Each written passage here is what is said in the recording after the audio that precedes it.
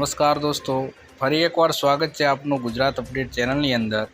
તો દોસ્તો, આપણે નવા ગુજરાતી સમાચાર વિશે માહિતી મેળવવાના છીએ, તો બન્યા રહેજો વિડીયોના અંત સુધી। અને ચેનલને સબસ્ક્રાઈબ ના કરી હોય તો ચેનલને પણ સબસ્ક્રાઈબ કરી લેજો। તો દોસ્તો, પહેલી ખબરની વાત કરીએ તો ખેડૂતો માટે 5 મોટી ગેરંટી। એમએસપી સ્વામીનાથન પંચ ફોર્મ્યુલા અંતર્ગત કાનૂની દરજ્જો આપવાની ગેરંટી।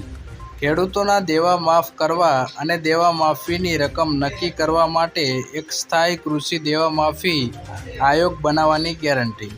વીમા યોજનામાં પરિવર્તન કરીને પાકના નુકસાન થવા પર 30 દિવસની અંદર સીધા બેંક ખાતામાં પૈસા જમા થવાની ગેરંટી।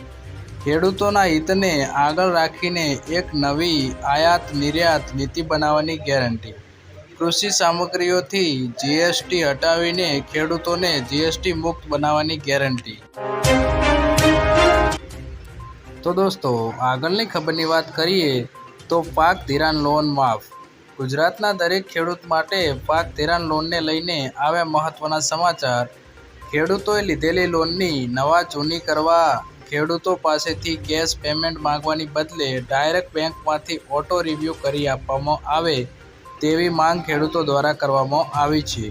ખેડૂતોની બેંકમાં લોનના પૈસા ભરવા માટે બહારથી વ્યાજવા પૈસા લાવીને વ્યાજના પૈસા ભરવા પડે, જેથી ખેડૂતોને ઓટો રિન્યૂ સુવિધા આપીને ખેડૂતોને થોડી રાહત આપવામાં આવે તેવી માંગ ખેડૂતોમાં કરી રહ્યા છે। જોકે મિત્રો, વારંવાર પાક ધિરાણ લોન અને દેવા માફીને લઈને સમાચારો આપવામાં આવે છે, તો પણ ખેડૂતોના દેવા અને પાક ધિરાણમાં રાહત આપવામાં આવતી નથી।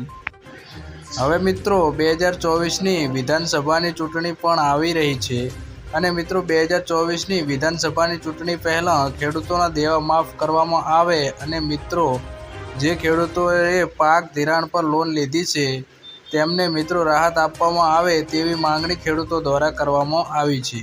જોકે મિત્રો, અત્યારે મોંઘા બિયારણો, કમોસમી વરસાદ, માવઠાના માર સહન કરવાનો વારો ખેડૂતોને આવે છે, તો પણ સરકાર ખેડૂતોનું સાંભળતી નથી। આના વિશે મિત્રો તમારું શું કહેવું છે? શું મિત્રો ખેડૂતની લોન અને પાક ધિરાણ લોન છે તે માફ થવી જોઈએ?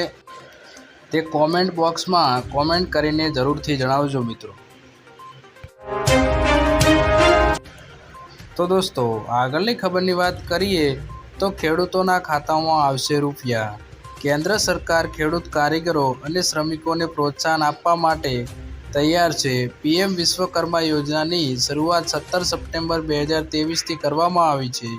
આ યોજના હેઠળ લાભાર્થીઓને રાહત વ્યાજ દરે collateral free business development loan ઉપરાંત ઈ-વાઉચર અથવા ERUPI દ્વારા ટૂલકિટ પ્રોત્સાહન તરીકે દરેકને 15,000 રૂપિયા પણ મળશે।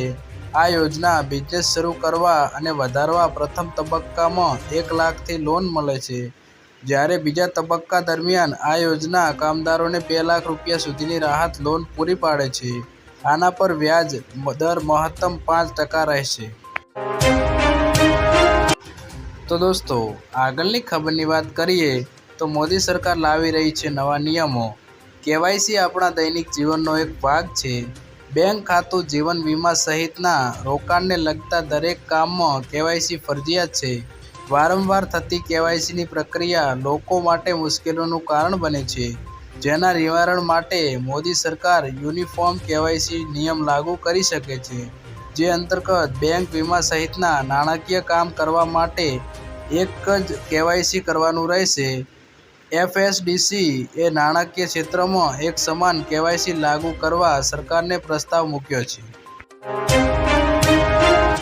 તો દોસ્તો, આગળની ખબરની વાત કરીએ તો ખેડૂતોને વળતર આપો અથવા ચૂંટણીનો બહિષ્કાર કરો। ભરૂચ જિલ્લામાંથી પસાર થઈ રહેલા એક્સપ્રેસ હાઈવે અને બુલેટ ટ્રેન પ્રોજેક્ટ હેઠળ જમીન ગુમાવનાર ખેડૂતોને યોગ્ય વળતર આપવાના મુદ્દે લાંબા સમયથી ખેડૂતોનું આંદોલન ચાલી રહ્યું છે।